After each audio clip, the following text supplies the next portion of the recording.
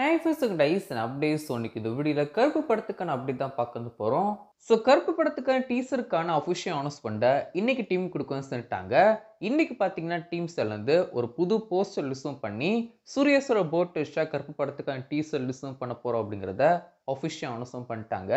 இந்த ஒரு படத்துக்கான ஃபர்ஸ்ட் அனௌன்ஸ்மெண்ட்லேருந்தே ஒரு குதிரை காமிச்சிட்டு வந்திருக்காங்க. படத்துக்கான பேர் என்னவோ கருப்பு தான். பட் ஆனால் இந்த ஒரு குதிரை வந்து பார்த்தீங்கன்னா ஒயிட் கலர் தான் காமிச்சிட்டு வந்திருக்காங்க.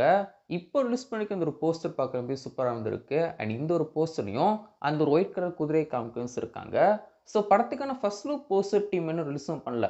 ஆர்ஜே பால்ஜி போட்டிஷா இந்த ஒரு படத்துக்கான டைட்டில் மட்டும்தான் விழுந்து பண்ணியிருப்பாங்க. ஸோ இப்போ வந்து பார்த்தீங்கன்னா நாளைக்கு இந்த ஒரு படத்துக்கான நாளைக்கு காலையில் இந்த ஒரு படத்துக்கான ஃபர்ஸ்ட் லுக் போஸ்டர் டீம் ரிலீஸும் பண்ணிட்டு நாளைக்கு நைட்டு 12 மணிக்கு இந்த ஒரு படத்துக்கான டீசர் ரிலீஸும் பண்ண வந்து போகிறாங்க.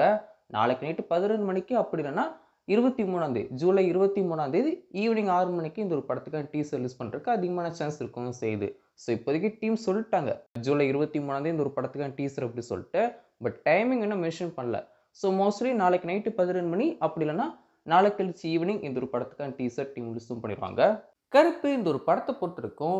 இப்போ ரீசெண்ட் இயர்ஸ் வந்து பார்த்தீங்கன்னா சூர்யா சார் பெருசாக ஒரு மாஸ் ஃபிலிம் வந்து பண்ணது கிடையாது. ஒரு மாஸ் ஃபிலிமோ இல்லைன்னா வந்து ஒரு அவுட் அண்ட் அவுட் கமர்ஷியல் படங்கள் பண்ணது கிடையாது. பட் இந்த ஒரு படத்தை பொறுத்திருக்கும், இந்த ஒரு கருப்பு படத்தை பொறுத்திருக்கும் ப்ராப்பர் கமர்ஷியல் படமாகவும் ஒரு மாசான திரைப்படமாகவும் இந்த ஒரு படம் இருக்கும் வந்து போகுது.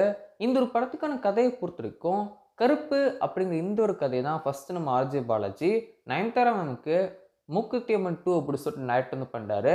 அண்ட் அதுக்கப்புறம் வந்து பார்த்தீங்கன்னா அந்த ஒரு கதையை மேல் சப்ஜெக்டாக மாற்றி விஜய் சருக்கு இந்த ஒரு கதையை நைட் வந்து பண்ணுறாரு. அண்ட் அதுக்கப்புறம் வந்து பார்த்தீங்கன்னா கிருஷ்ணாவுக்கு நைட் வந்து பண்ணுறாரு. அண்ட் இப்போ வந்து பார்த்தீங்கன்னா சூர்யா சருக்கு நைட் வந்து பண்ணி இப்போ இந்த ஒரு படத்துக்கான ஷூட்டிங்லாம் முடிஞ்சு ரிலீஸுமே பண்ணது போகிறாங்க.